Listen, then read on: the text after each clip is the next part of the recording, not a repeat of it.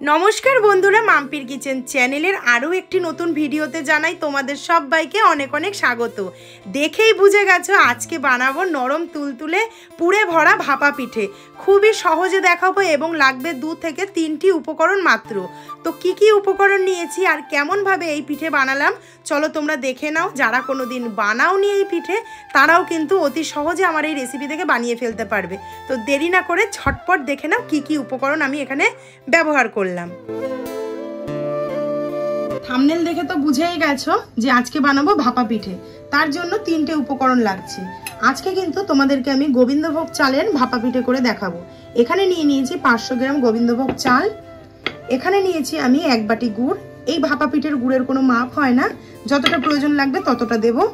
এখানে নিয়েছি আমি একটা গোটা নারকেলকে কুড়িয়ে। তো চলো এবার প্রসেসে যাওয়া যাক। এবার আমি এখানে একটা মিক্সার জার নিয়েছি। জারের মধ্যে অল্প অল্প করে গোবিন্দভোগ চালগুলোকে দিয়ে ভালো করে মিহি পেস্ট বা গুঁড়ো করে নেব।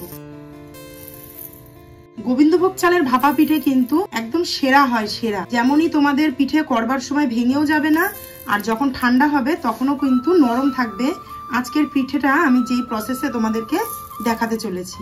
যতটা চাল নিয়েছিলাম এখানে দেখো একদম মিহি করে গুঁড়ো করে নিয়ে চলে এসেছি। এবার একটু চেলে নেব।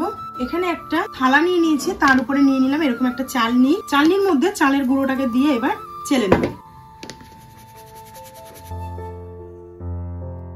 বাজার থেকে কিনে নেওয়া চালের গুঁড়োতেও কিন্তু পিঠে হয় অবশ্যই, কিন্তু গোবিন্দভোগ চালটা যদি এইভাবে করো পিঠের স্বাদ হবে কিন্তু দ্বিগুণ। তো দেখো এই চালে এতটুকুনি আমার গুঁড়ো বেরিয়েছে চালে। এবার বাদবাকির চালটাও বেটে নিয়ে তারপর ফিরে আস। সমস্ত গোবিন্দভোগ চালের গুঁড়োটা এখানে আমি চেলে নিয়েছি। টোটাল এখানে 500 গ্রাম চালের গুঁড়ো আছে। এরপর হাফ মগ নিয়ে নিয়েছি উষ্ণ গরম জল, একদম হাত ছোঁয়া যে উষ্ণটা হয় সেই জল। তার মধ্যে দিয়ে দেবো হাফ চামচ মতো লবণ। এবার চালের গুঁড়োগুলোকে এরকম এক জায়গায় করে নেব। নিয়ে যে উষ্ণ গরম জলের মধ্যে লবণ দিয়ে মিশিয়ে রেখেছি সেটাকে দিয়ে চালের গুঁড়োটাকে ভিজিয়ে নেব। একদম কিন্তু কাদা কাদা করে ভেজাবো না। তোমরা দেখো আমি কিভাবে ভেজাচ্ছি। আর সবার প্রথমে উপরে কিন্তু অল্প অল্প করে জল দিতে হবে, একসাথে বেশি জল কিন্তু একদমই দিয়ে দেওয়া যাবে না। এরকম ঝুরঝুর ঝুরঝুর করে হাত সইয়ে সইয়ে উষ্ণ গরম জল দিয়ে সমস্ত চালের গুঁড়োটাকে ঝরঝরে করে মেখে নেব।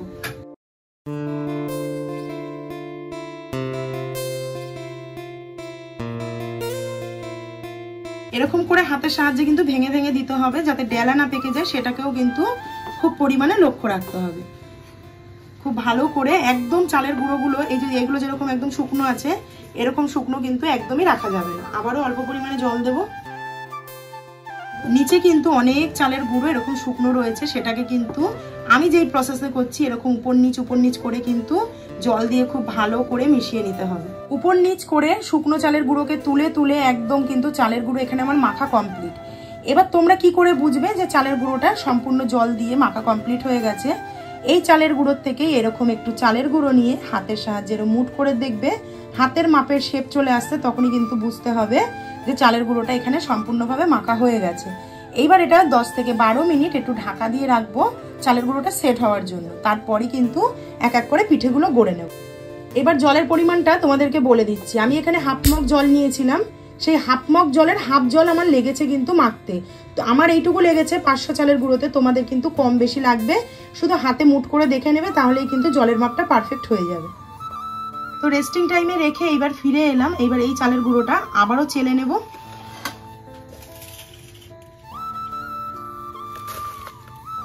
চালনির উপরে অল্প অল্প করে চালের গুঁড়ো নিয়ে এরকম হাতের সাহায্যে এইভাবে চেলে নিতে হবে যাতে গুঁড়োটা একদম মিহি হয় আর পিঠে বানাবার সময় কিন্তু খুবই সুবিধা হয় এবং চালের গুঁড়োটা প্রচন্ড পরিমাণে ঝুরঝুরে হয়ে যায়। দেখো একদম মিহি কিন্তু হয়ে গেল চালের গুঁড়োটা। এইভাবে চেলে নিয়ে তারপর ফিরে আসছি। চালের গুঁড়োর থেকে বেশ কিছুটা চালের গুঁড়ো এখানে আমি চেলে নিয়েছি। আশা করি তোমরা দেখেই বুঝতে পারছো কতটা একদম মিহি হয়ে গেছে। এবার দেখো এরকম মেলায় গিয়েছিলাম, সেখান থেকে এরকম ছোট ছোট বাটি কিনে নিয়েছি। তোমরা চাইলে কিন্তু যে কোনো স্টিলের বাটিতেও করতে পারো। তার উপরে প্রথমে একটু চালের গুঁড়োটাকে এইভাবে একটু ঘুরিয়ে নেব। তারপর দিয়ে দেবো উপর থেকে এরকম ঝুরঝুরে করে চালের গুঁড়ো। একদম কিন্তু হাত দিয়ে বেশি চাপা যাবে না, জাস্ট এরকম দিয়ে একটা এরকম হাতের সাহায্যে লেয়ার করে মেজারমেন্ট করে নিতে হবে। মেজারমেন্ট করে নিয়ে উপর থেকে দিয়ে দেবো বেশ কিছুটা এরকম নারকেল কোড়া। যে যেরকম পছন্দ করো, যে যতটা পছন্দ করো ততটা দিয়ে নেবে। উপর থেকে দিয়ে দেবো বেশ কিছুটা পাটালি গুড়, দিয়ে এবার উপর থেকে দিয়ে দেবো এরকম ভরে ভরে গোবিন্দভোগ চালের গুঁড়োটা দিয়ে হাত দিয়ে এরকম সমান করে একদম, কিন্তু দেখো আমি কিন্তু চাপলাম না, একদম এরকম সমান করে নিলাম। রেডি হয়ে গেল কিন্তু একটা ভাপা পিঠের প্রসেস। এরপরে দেখো আমি নিয়েছি এরকম ধুতি ছেঁড়া, তোমরা চাইলে যে কোনো সুতির কাপড়ই কিন্তু নিতে পারো।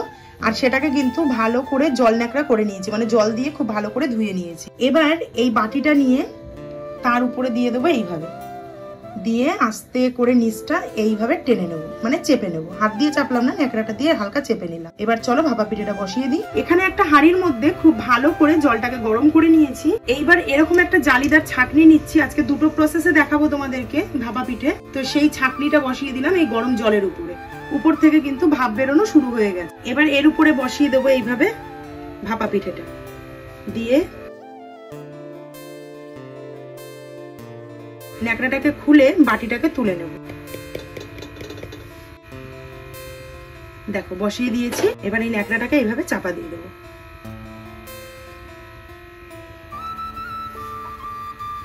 দিয়ে এরকম একটা বাটি চাপা দিয়ে দেবো যাতে ভাপটা বাইরে না বেরোয়।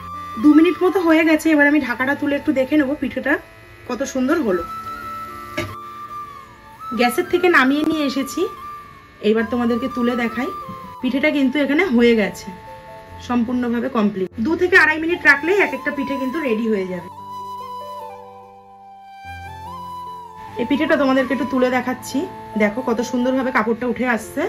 আর এই নরম নারকেলের পুর এবং গুড় ভরা গরম গরম ভাপা পিঠে কিন্তু রেডি হয়ে গেল। এত গরম আমি হাতে ধরতে পারছি না, ওই জন্য তাড়াতাড়ি রেখে দিলাম। তো এইভাবে সমস্ত ভাপা পিঠে তৈরি করে নিই, তারপর ফিরে আসছি। আশা করি তোমরা দেখতে পাচ্ছ কত সহজ এবং কতটা ফ্লাফি হয়েছে এই পিঠে। এবার দেখো সেম প্রসেসে আরো একটা পিঠে তোমাদেরকে দেখিয়ে দিচ্ছি। তৈরি করে রাখা চালের গুঁড়োটা দিয়ে দিলাম, তারপর উপর থেকে দিয়ে দিলাম বেশ কিছুটা নারকেল কোড়া, দিয়ে দেবো প্রয়োজন মতো গুড়। যে যেরকম পছন্দ করো, যতটা মিষ্টি পছন্দ করো ততটা পরিমাণে গুড় দিয়ে দেবো। দিয়ে উপর থেকে আবারও দিয়ে দেবো বেশ কিছুটা তৈরি করে রাখা চালের গুঁড়ো, দিয়ে হালকা হাতে জাস্ট এরকম ট্যাপ ট্যাপ করে বাদবাকিগুলো সাইড থেকে এইভাবে ঝেড়ে নেব। ভীষণই সহজ, এবং যারা কোনোদিন পিঠে বানাওনি আর ভাপা পিঠে খেতে ভীষণ পছন্দ করো, মেলায় ছুটে যাও এই ভাপা পিঠে খাবার জন্য, তারা কিন্তু এইভাবে অবশ্যই বাড়িতে একবার ট্রাই করতে পারো। আশা করছি ভীষণ ভালো লাগবে তোমার। তো আবারও এই যে কাপড়টা ধুয়ে নিয়ে চলে এসেছি। প্রত্যেকবার কিন্তু পিঠে বানাবার পর কাপড়টা অবশ্যই করে ধুয়ে নিতে হবে। চলো এটাও বসিয়ে দিই। মাত্র 2 থেকে 2.5 মিনিটে এরকম গরম গরম বড় বড় একদম নারকেলের পুর এবং গুড়ে ভরা ভাপা পিঠে কিন্তু রেডি হয়ে যায়। আবারও জালির উপরে ভাপা পিঠেটা উল্টে দিলাম। এটা খুব সাবধানে করতে হবে, যেহেতু ছাঁকনির চারিধার থেকে একটু ভাপ বেরোচ্ছে। ব্যাস, এটাও হয়ে গেছে। এবার এটাকে ওইভাবে বসিয়ে দেবো।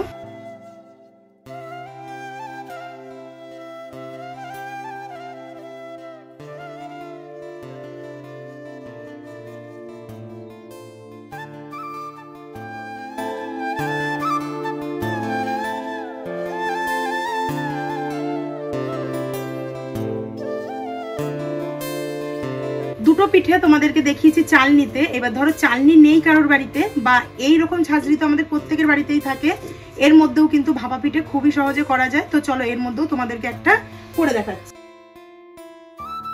প্রসেসটা একই, জাস্ট বাসনটা আলাদা।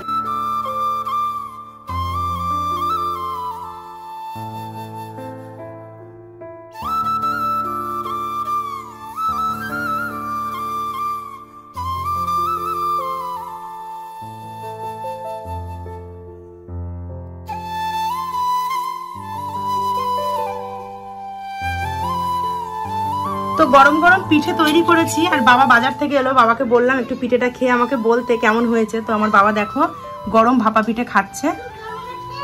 তোমরাই দেখো কতটা সফট, এ দেখো ভেঙে একদম বেরিয়ে গেল গুড় নারকেলের পুর সহ পিঠেটা।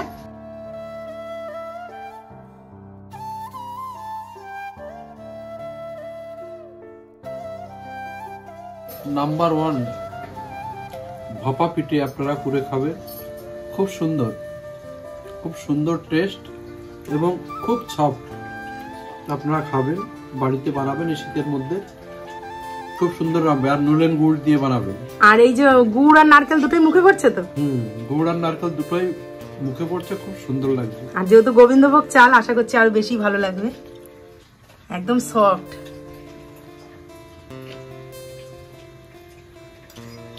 একদম। তাহলে রেডি হয়ে গেল এখানে গরম গরম ভাপা পিঠে। তোমাদের কেমন লাগলো অবশ্যই কিন্তু আমাকে কমেন্টে জানিও। আর আমার এই রেসিপি দেখে অবশ্যই একবার হলেও বাড়িতে বানিয়ে খেও। আশা করছি তোমাদের ভীষণই ভালো লাগবে। একটা পিঠে তোমাদেরকে একটু আমি ভেঙে দেখাচ্ছি যে পিঠেটা কতটা সফট এবং ভিতরে কতটা পুরে ভর্তি।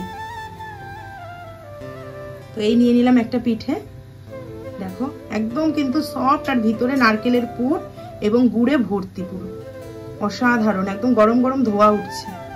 আজকের ভিডিওটা যদি ভালো লেগে থাকে অবশ্যই একটি করে লাইক কমেন্ট শেয়ার করে দিও। ফুল ভিডিওটা দেখার জন্য অসংখ্য ধন্যবাদ এবং অনেক অনেক ভালোবাসা। তো আজকের মতো ভিডিওটা এখানেই শেষ করছি। সবাই সুস্থ থেকো, ভালো থেকো। দেখা হচ্ছে খুব শীঘ্রই নতুন একটি ভিডিওর সাথে। অবশ্যই চ্যানেলটি সাবস্ক্রাইব করে নিও। আজকের মতো টাটা।